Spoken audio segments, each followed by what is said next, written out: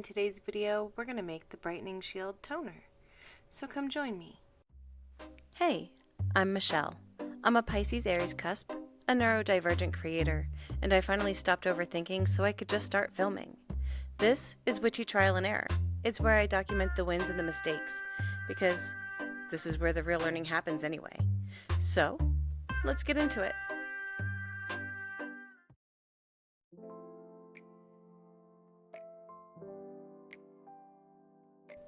Hey there, you ready to get started? Okay, so let's put on some gloves first.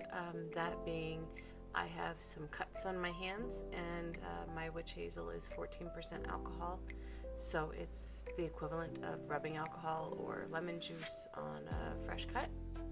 Alright, I guess I wasn't quite as ready as I needed to be, but here we go. Alright, so first things first, let's grab the plantain. Maybe it's the dried aloe. I'm not really sure. They both look the same from this distance. But we're going to do a healthy little dose of each one. See how I'm sealing each bag when I'm done? That's going to come back to bite me in a little bit. Around here, we don't measure. It's gut feeling and intuition. Or maybe the size of my mortar. But I guess you'll find out later.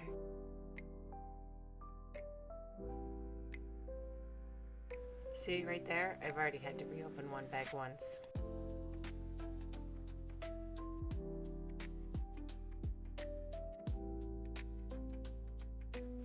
And now we add the peony in. Why peony? Because it contains antioxidant benefits that are similar to vitamin E, helping to even skin tone and diminish dullness.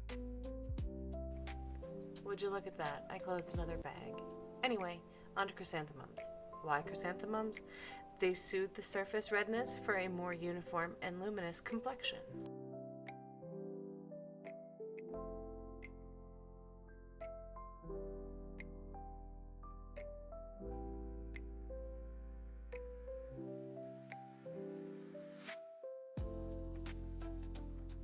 Okay, I'm adding in the final ingredient to the mortar. Now I'm going to pull out my pestle and I'm going to give it a quick rough grind so that it releases the oils, so that when it goes into the steeping or the maceration process, it allows the witch hazel to pull out the ingredients or the benefit. See, try as I might, as gentle as I am, as slow as I go, or as fast as I go, it never matters. I always end up with some sort of botanical on my countertop. Luckily, I clean before I start.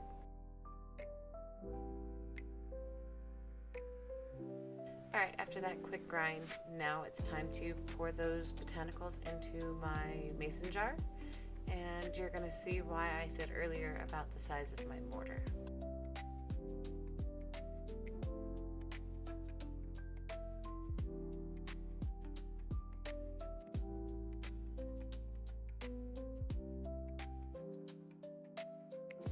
I don't know if you could see that there, but I was kind of hoping that I could maybe make my ingredients grow and fill that jar a little bit easier, but alas, that was not the case. So I guess back to the drawing board, or revisiting the ingredients and starting again.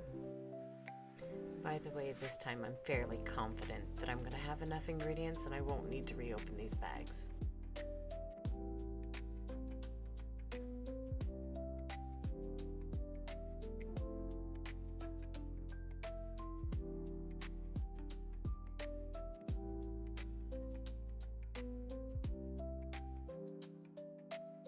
They've all been fairly easy to open at this point.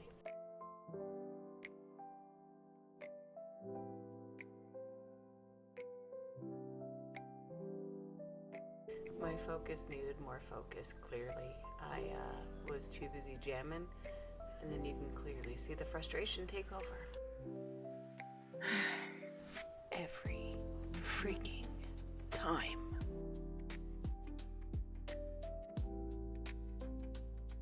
Finally. Do you see the sass? Do you see it going into that mortar? Gosh dang. This time around, I was a little more aggressive. I pulverized the botanicals a little bit more than I did the last time. Just taking out the frustrations, you know? Some of that aloe and the plantain really didn't want to be pulverized this time around, so we had to get in there a little extra. Alright, fingers crossed. Is this enough this time? Can we move on? I mean, this really wouldn't be witchy trial and error if everything went perfect the first time around, correct? That's what I thought. Psst! Did you know? Aloe and plantain provide vital hydrating cushions.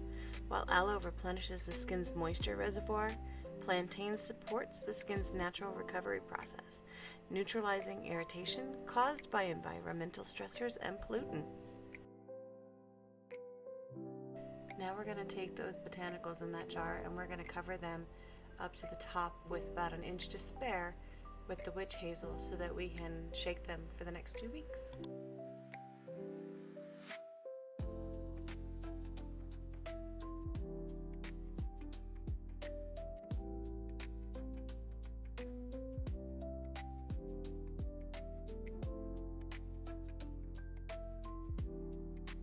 Alright, put that lid on there real nice and tight and shake what your mama gave you.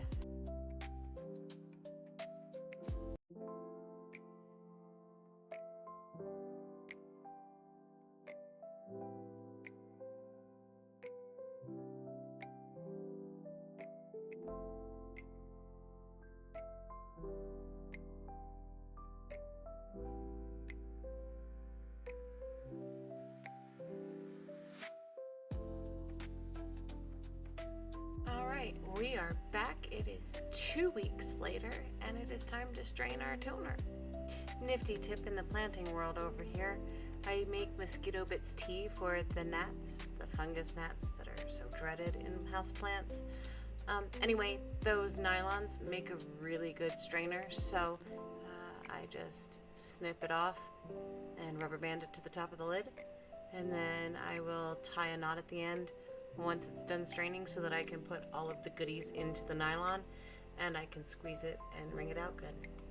Also, those of you who are new to the witch hazel thing, it is an astringent. It does have a smell, but it dissipates within seconds. It's the same as any other astringent. It goes away once the air makes contact with it.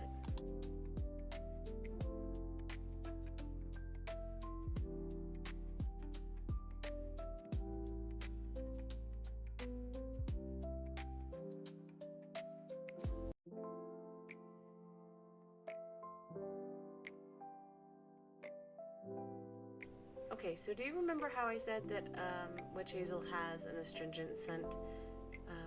It's sharp, if that makes sense. Anyway, in order to dull that a little bit, I wanted to make it smell good, and so I added some cypress oil and some cedar wood. True to fashion, I added some stuff at the end, and it actually had more benefits than I had planned. So the cypress oil is a natural vasoconstrictor that firms the skin's appearance and manages excess sebum without stripping the acid mantles. Cedarwood oil offers robust antiseptic properties, making this toner particularly effective for maintaining clear skin.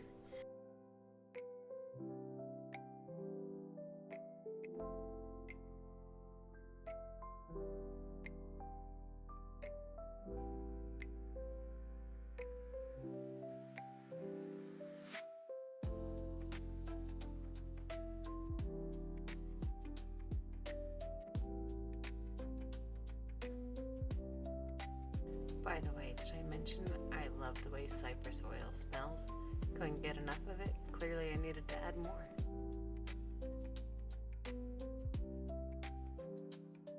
Man, I think my cypress oil bottle is defective, or at least the dropper part is.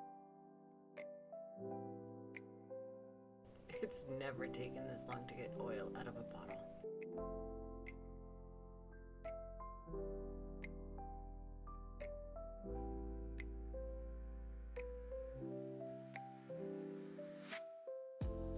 Alright, now that the oil's been added, we're going to put the lid on, shake it up, and let it sit for 24 hours to let those oils really incorporate.